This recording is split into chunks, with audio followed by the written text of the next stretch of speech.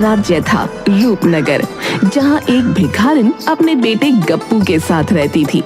गप्पू वैसे तो हिष्ट पुष्ट था, लेकिन दिमाग से थोड़ा पैदल था और एक नंबर का आलसी, लेकिन दिल का साफ लड़का था। एक रात भूखी प्यासी धर्मा भिखारिन अपनी किस्मत पर रो रही थी। अरे निखट्टू, शर्म नहीं आती? कितना बदकिस्मत है रे तू। पैदा होते ही बाप मर गया और मैं भी अपाहिज हो गई। सालों से भीख मांगकर तुझे खिला रही हूँ, तो कुछ करता क्यों नहीं? अरे माँ, तू ही तो कहती है सब कुछ किस्मत से ही होता है। अब हमारी किस्मत में ऐसे ही जीना लिखा है तो भला मैं कुछ काम क्यों करूं? जब किस्मत अच्छी हो तो अपने आप ही सब ठीक हो जाएगा। हे भगवान, बेटा दिया भी तो ऐसा निरा मूर्ख, आलसी इतना कि कुछ करना ही नहीं आता। इसके शरीर पर मक्खी बैठ जाए तो उसे उड़ाने में भी इसे आफत आ जाती है। न जाने मेरे मरने के बाद क्या होगा इसका।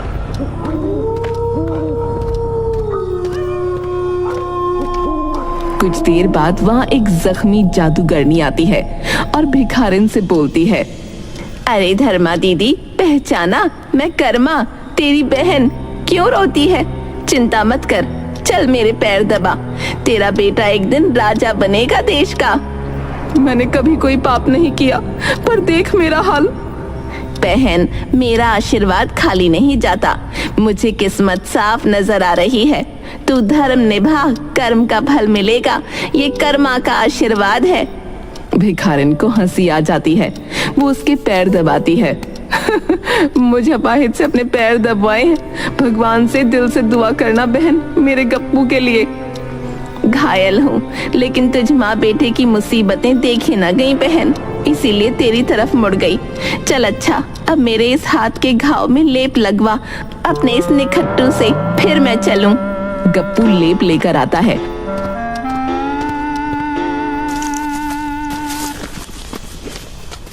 और जादूगरनी को लेप लगाते हुए, क्या कर्मा मौसी, क्या सच में मैं राजकुमार?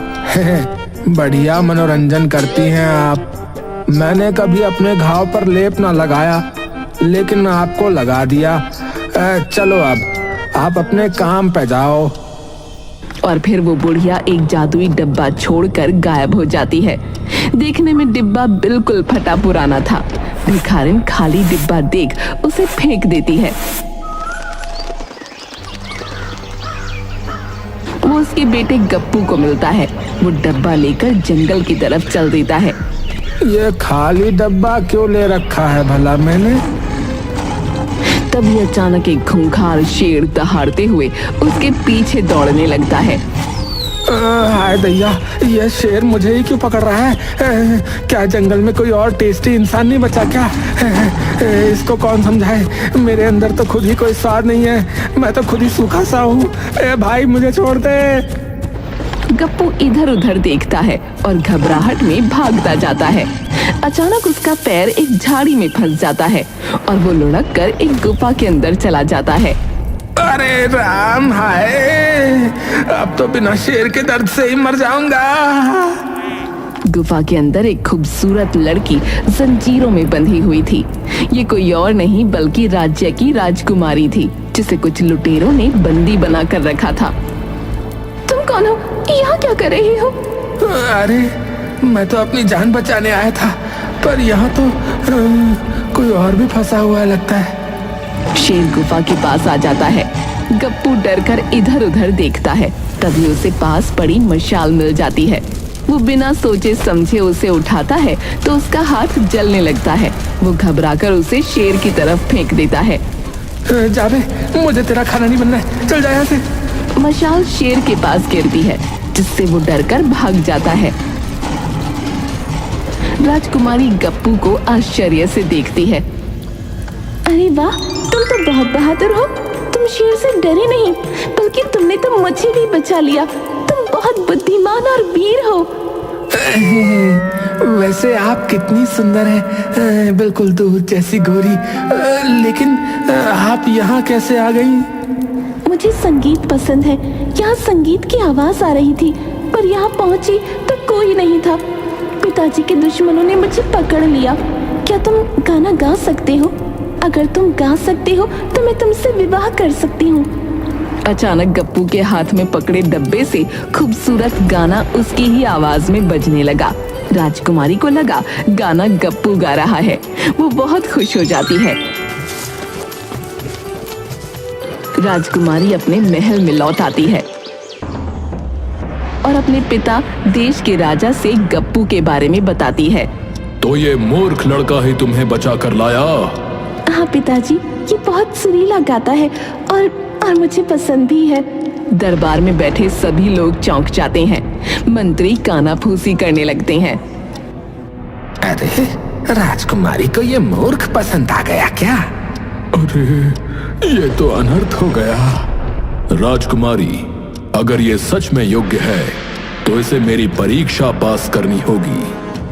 अगर ये सही उत्तर देगा तो मैं इसे पहले अपने दरबार में जगह दूंगा और परखूंगा, बाद में विवाह का सोचा जाएगा। हाय राम, अब मुसीबत आ गई। लेकिन अब तक जादूगरनी का वरदान काम कर चुका था और गप्पू नासमझी में समझदारी करने लग जाता है। कल तुम्हारी परीक्षा होगी।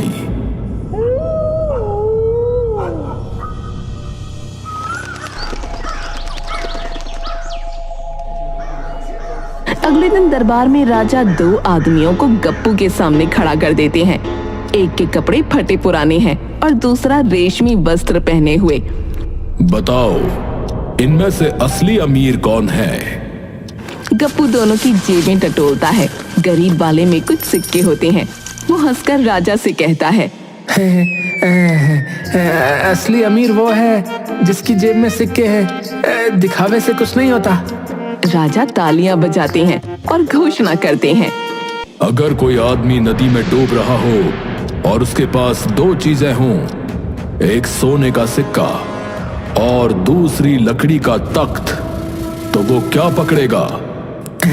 बेवकूफी होगा जो सोने का सिक्का पकड़ेगा। समझदार आदमी लकड़ी का तख्त पकड़ेगा, और क्या। दरबारियों की आंखें फटी रह जाती हैं। राजा मुस्कुराते हैं। सही उत्तर। अब दूसरा प्रश्न, यदि 2 सेनाएं लड़ रही हों और एक के पास हथियार न हो तो वो कैसे जीत पाएगी? अगर दिमाग हो तो बिना हथियार के भी जीत सकते हैं, जैसे मैंने शेर को मसाल से भगा दिया है, और क्या। राजा ठहाका लगाते हैं। मंत्री भी हैरान होते हैं। तू तो बुद्धिमान निकला। मैं तुझे अपना मंत्री नियुक्त करता हूँ। क्या मंत्री? मतलब हर दिन भरपेट खाना? धीरे धीरे दिन बीतने लगते हैं।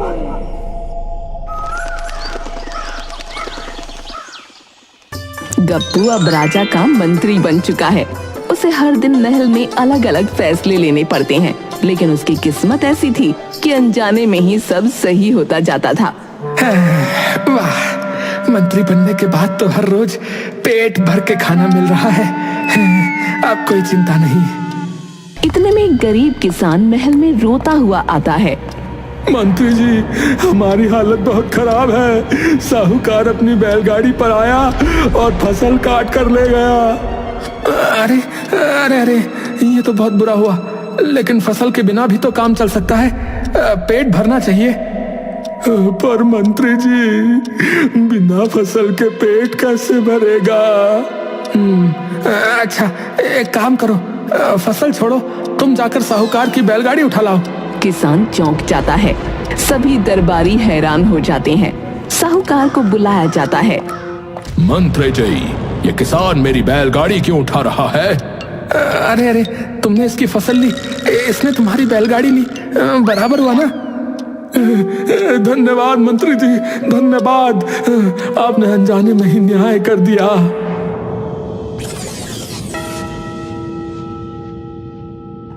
महाराज, ये ऊंट मेरा है। झूठ, मेरा है। गप्पू, अब तुम मंत्री हो, तुम ही इसका निर्णय लो। ठीक है, दोनों को ऊंट के सामने खड़ा करो। दोनों व्यापारी ऊंट के सामने खड़े हो जाते हैं। गप्पू ऊंट के कान में कुछ कहता है और ऊंट व्यापारी एक की ओर देखता है। सही मालिक यही है, जानवर कभी झूठ नहीं बोलते। बिना सच जाने सब उसकी जय जयकार करने लगते हैं। मेरी बेटी की पसंद गलत नहीं है, तुमने बहुत सुंदर न्याय किया। राजा खुश होकर गप्पू को न्यायाधीश बना देते हैं। कुछ दिन बाद पड़ोसी राज्य का राजा देश पर आक्रमण कर देता है। सभी दरबारी परेशान होते हैं। महाराज, हमारे पास सैनिक कम हैं। महाराज, सभी सैनिक युद्ध के लिए तैयार नहीं हैं। गप्पू, अब तो तुम्हारी बुद्धिमानी ही काम आएगी। हम अपने दुश्मनों को जो है उनकी ही चाल में फंसा सकते हैं। हाँ,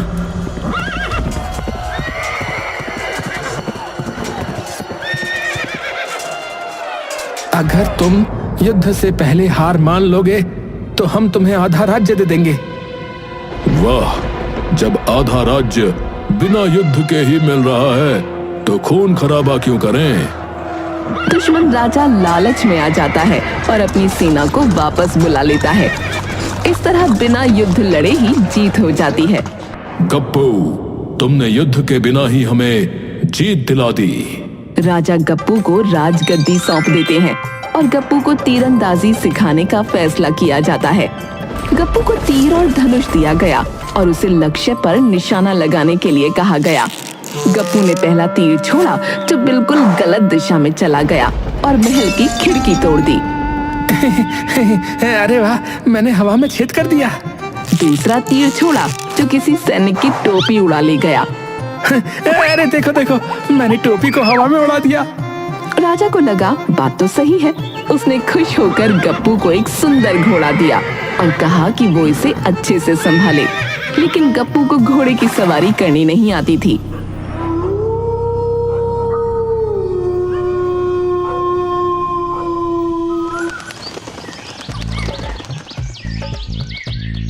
जब वो अपने घर से महल आ रहा था तो गप्पू ने सोचा कि अगर वो घोड़े को अपने सिर पर रखेगा तो वो जल्दी महल पहुंच जाएगा।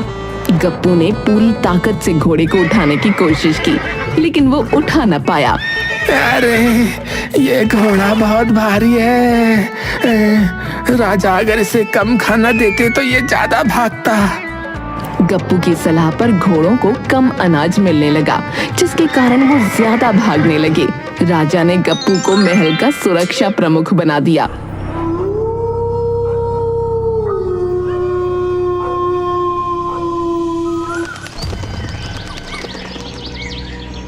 एक दिन दरबार में एक व्यापारी आया। महाराज, मेरा सोने का सिक्का चोरी हो गया। कोई बात नहीं, मैं पता लगा लूंगा। गप्पू ने दरबार में बैठे सभी लोगों की आंखें घूर घूर कर देखीं। फिर अचानक चिल्लाया, जिसने चोरी की है वो खुद ही सिक्का मेरे पास लेकर आएगा।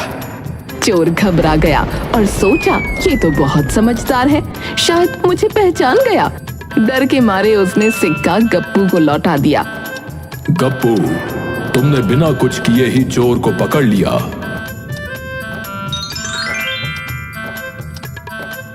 एक दिन राजा ने गप्पू से मजाक करने की सोची। गप्पू, अगर कोई आदमी आधा जंगल पार कर ले और वापस आ जाए तो क्या वह पूरा जंगल पार कर चुका होगा? नहीं महाराज, अगर आधे जंगल से वापस आ गया तो उसने पूरा जंगल ही नहीं देखा। गप्पू, तुम तो सच में अनोखे हो। गप्पू के किस्से पड़ोसी राजा टिम्बरलाल तक भी पहुँचे। उसे लगा वो आसानी से गप्पू से जीत सकता है। वो गप्पू पर युद्ध कर देता है। खबर मिलते ही राजा गप्पू ने अपने सबसे भरोसेमंद सेवक को बुलाया। सुनो, टिम्बरलाल बहुत लालची आदमी है। वो जरूर हमारी धन दौलत की चाहत में हमला करने आया होगा, तो हम उसे वो देंगे जिसकी उसे सबसे ज्यादा चाहत होगी। महाराज, आप सच में उसे धन देना चाहते हैं? अरे, असली खेल तो अब शुरू होगा। गप्पू ने टिम्बरलाल के पास एक संदेश भिजवाया।